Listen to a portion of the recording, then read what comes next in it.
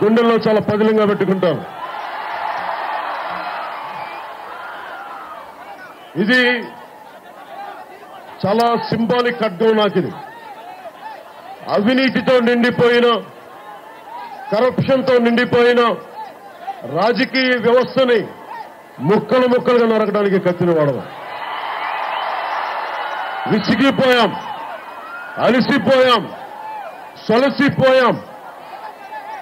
కొన్ని దశాబ్దాలుగా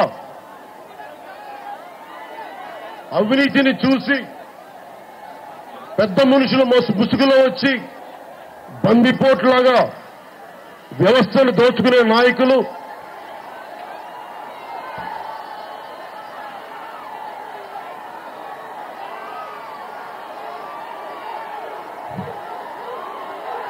మాట్లాడాలా?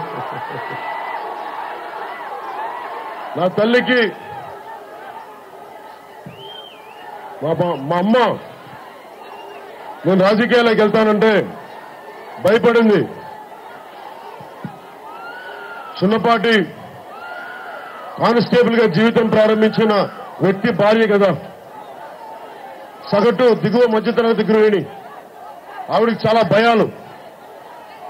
ఏమవుతో, బిడ్డలు ఏం చేస్తారో, కొడుకులు ఏం చేస్తారో, ఏం చేస్తారో అన్న భయంతో ఒకటే చెప్పాను మా అమ్మకి, సరిహద్దులో కాపలా కాసే సైనికులు దేశ సరిహద్దులను రక్షిస్తారు. నువ్వు ఒక నటుడి కనలేదు.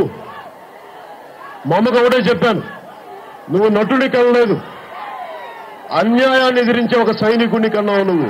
మా అమ్మకు చెప్పాను. సైనికుడు ప్రాణాలకు భయపడతారా? ఎవరన్నా బెదిరిస్తే భయపడతారా? ప్రాణాలకు తెగించి ఉంటాడు.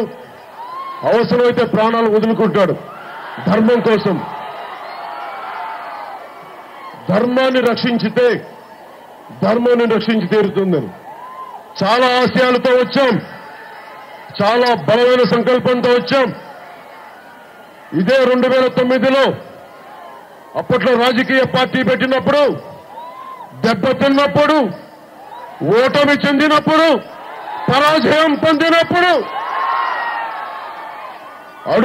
అడుగడుగున మనల్ని అవమానించేసిన వాళ్ళే, వారికి ఒకటే సమాధానం, భగవంతుడు నాకు సంకల్పిస్తే, శక్తి ఇవ్వగలిగితే ఒక రోజున ఈ అవినీతి కోసం రాజకీయ పార్టీ పెడతారని అనుకున్నారు. ఒక రోజున అది 2014లో రాష్ట్ర విభజన జరుగుతున్న సమయంలో 4 దశాబ్దాలు అని చెప్పి ప్రగల్భాలు పలికే తెలుగుదేశం నాయకులు, చంద్రబాబు నాయుడు గారు, దొడ్డిదారిని వచ్చిన లోకేష్ గారు,